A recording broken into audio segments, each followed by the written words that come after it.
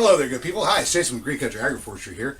Tomorrow is 8 weeks to the day from the time that I want to be transplanting out things like peppers and tomatoes. So I'm getting my peat moss and perlite mixture here ready for seed starting beginning tomorrow. In the meantime, I've got another project that I want to get accomplished today. If you'll cast your gaze over my shoulder there, you're going to see some vines climbing up the side of the wall. Right there. See those? I'm talking about these vines right here, of course, and you can see some of the leaves right there. Now, early on in the winter, the way the angle of the sun was, they could grow in this space and be just fine. But now that the sun is shifting, they're starting to die off. They're just not getting enough sun here. So I'm going to have to move them, and move them quick.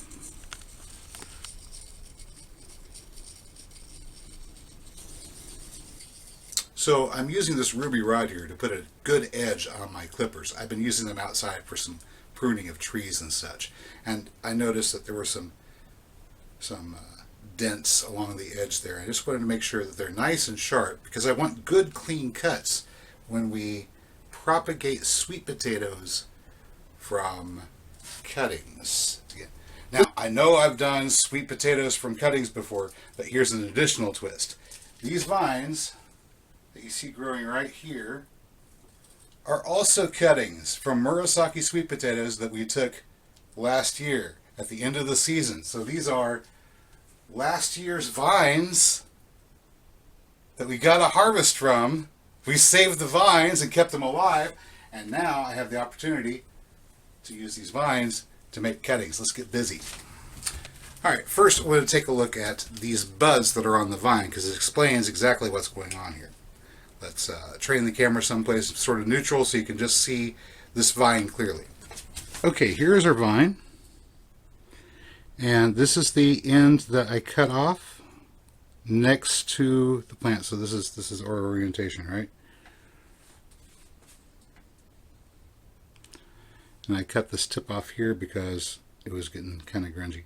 Alright. So we notice that there are several little knobs on the side of the vine here. You see these right there, right there. These are the places where ordinarily you'd get leaves. Oh, that's a bit of duckweed on it. This is where you get leaves, but if it has no leaves and this is in an appropriate soil medium, it could be water. These nodes here are up there. I'm trying to look in the camera.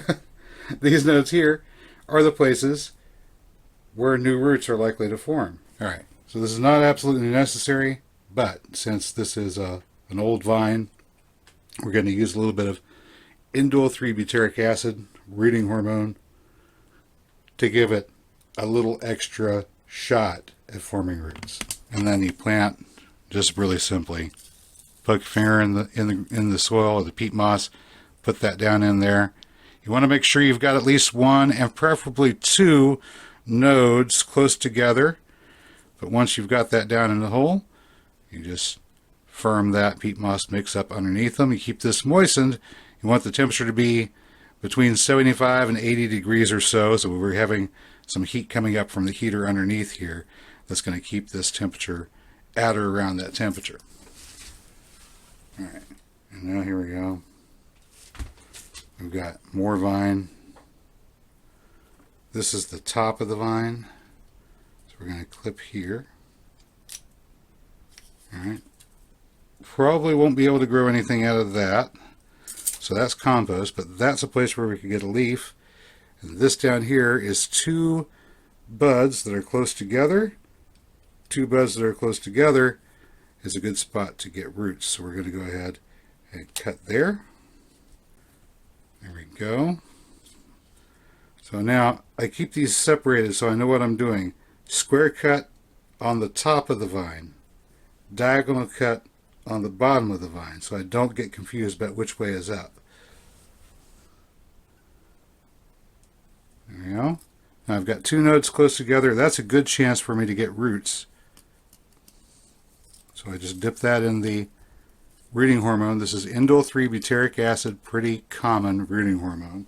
And ordinarily I wouldn't even bother doing this, but these are very, very old vines. They're holdovers from last year that I've been keeping alive throughout the winter. So I just want to give them every opportunity to get started. There we go. Just push that down into the hole, firm up around, and we are done. Hey, just a garden gnome here, reminding you to go to our website, www.greencountryagroforestry.com. That's right, www.greencountryagroforestry.com, for great deals on bare root trees, heirloom seeds, and other garden needs. Hey, that rhymed. I might use this again. Let's speed the rest of us up. What do you say?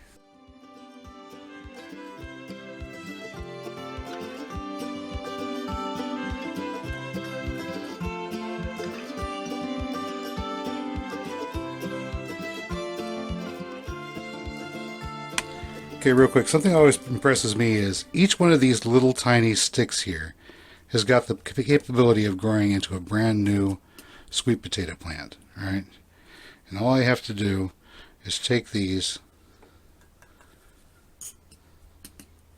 push them into this potting mix, firm the potting mix up,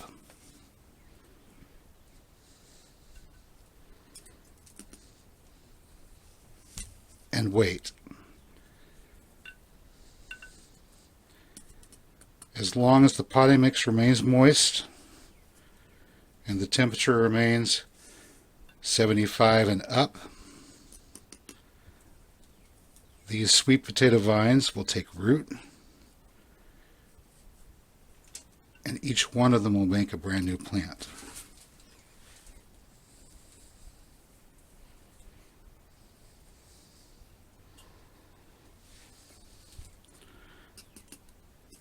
Now, I don't know about you.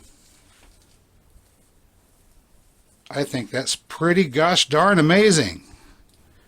All right, so there we have it. That's 23. Is that 23? I think we count 23 brand new Murasaki sweet potato plants. Potentially, usually these will root, so I have high expectations for most of these to take root. We'll probably get somewhere in the vicinity of 20 at least.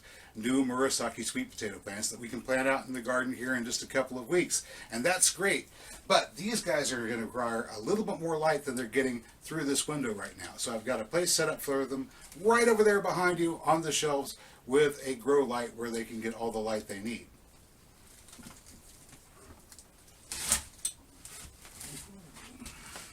Say bye.